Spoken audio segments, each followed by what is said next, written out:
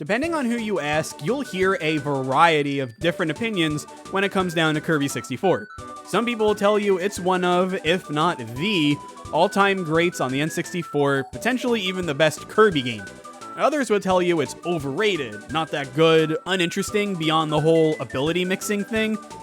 Others will tell you that Kirby Fan has a year-end goal of 600 subscribers, so if you like my content or you just want to help out, feel free to subscribe. Obviously, I'm in that third camp. All that being said, I wouldn't call this a divisive game by any means. At the very least, most people seem to enjoy it enough, but putting it one way, it's one of the most discussed of the older Kirby games to this day. My take on it, obviously, I really like it. I think this is a great time, but there are some things holding it back. And I have to bring up the number one offender here, the speed. This game is slow. To the point where, on an admittedly long day, I've actually conked out playing this game. Yeah, fallen asleep. I don't know if it's just the camera being too zoomed out, stages being too long, or an actual issue with the game speed, but I could never fully get into it because of how slow it is. And even though I like this game more than Star Allies, I'll give that game some bonus points since, even though that game can also be pretty slow, it's more action-oriented and the abilities help speed the game's pace up a lot. Basically, none of the abilities make the pace of the game any faster, even if some of them give Kirby a decent movement boost. And, speaking of the abilities, the ability mixing. I don't really know what I can add here since any discussion of Kirby 64 kinda inevitably winds up devolving into this topic and nothing else. I think it's a cool idea, executed pretty well, and it allows a lot of freedom and customization to fit a player's needs. What I hate about it is how frequently ability mixing is required to collect all of the crystal shards, all of which are required to face Zero squared, that's its name, and get 100%. See, Kirby 64 is like Dreamland 3 and Dreamland 2 in how it's less about the action, think Superstar and Adventure, and more about the exploration and collecting goodies in hidden areas, puzzle solving and such. Your standard Kirby game has a good mix of both, but one always has priority over the other. And a good chunk of Kirby 64's puzzles are simply having the right mix of abilities for a given level, which ruins the freedom and creativity of mixing abilities.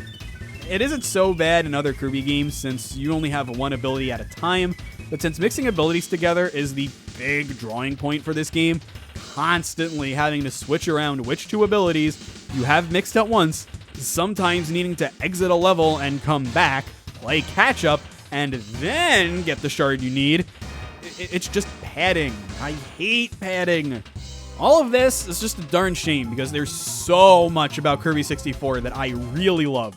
To this day, I don't understand why no other traditional Kirby game has limited Kirby's floating like this game does. It's very lenient, but if you abuse it, you're gonna get punished for it. That's perfect, especially in a more exploration-focused Kirby like this one. And the cloudy levels, it's especially fun because you're over a lot of bottomless pits with only small platforms to land on. It isn't hard, but it's certainly different, something you can only experience in Kirby 64. And while I think the execution of ability mixing is flawed from a puzzle-solving standpoint, playing casually, it's got that creativity and fun that I want from any Kirby game.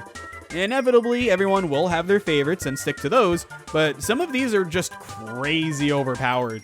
Stone and Spark was the first completely busted combination I discovered in the game, but really most of them you can make work. The Fire Sword is really effective against bosses since it has an active hitbox at all times. Oh, and people like to rag on the Melting Ice Cube. Why? I love that one. It's so stupid. Or you can just be a speedrunning snob and use fire and fire the whole time. Part of what makes these abilities satisfying to use is how they all look. Kirby 64 in general has a fantastic visual style. As a late N64 title, this game looks gorgeous. Varied landscapes, fantastic color palette, great character models that keep the blocky N64 charm while not looking outdated, and rather infamously, several instances of insane tonal shifts. There's nothing quite as crazy as Zero in Dreamland 3 in my opinion, but when the tone shifts in this game, oh boy, does it shift. Adding to Kirby 64's excellent presentation is the top-of-the-line soundtrack. The music in this game is simply wonderful, with so many different styles that come together to make a soundtrack that can make you happy, can make you sad, make you anxious, hyped and excited, and hey, maybe even confused? Why is the Kirby dance only in the sound chest again? Kirby 64 just excels with its presentation. I wouldn't quite say this game is all style, no substance, but when looking past how it looks, how it sounds, and how the game presents itself, I do find more issues with it than I would at face value. If I'm honest, the speed of Kirby 64 is a big detriment, but one I think I could get over with the right abilities. Ability mixing really is just that fun, and as stated before, I don't mind the speed of a game like Star Allies for several reasons, but the relevant one here is that the copy abilities exist. The fact that the worst thing about a game where the main focus is exploration and finding collectibles is going after the collectibles is what this game's biggest downfall is for me. I never like trying to 100% this game, and while I stick to my guns on this just not being a good game to go for 100% on, it's an issue for more of a personal reason. I just really like 100%ing games, especially Kirby games. They're normally so much fun to try and go all the way for. It's almost encouraged in some cases, and it helps the package come together and feel even better than it already did. And that, for me, is where Kirby 64 just falls apart.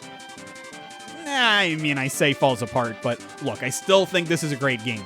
It's one of the all-time greats on a presentation level, but even for the gameplay, the ability mixing is fun, the levels themselves are well crafted, and even though I'm not crazy about the speed, it does allow me to soak in the environments and enjoy the world that the game has created even longer. It could be better, but as it is, I still think it's a really great game, and one I find myself going back to a lot, even if it's basically never to 100% anymore. Oh, and by the way, Checkerboard Chase, I am the master. I will put money on that statement.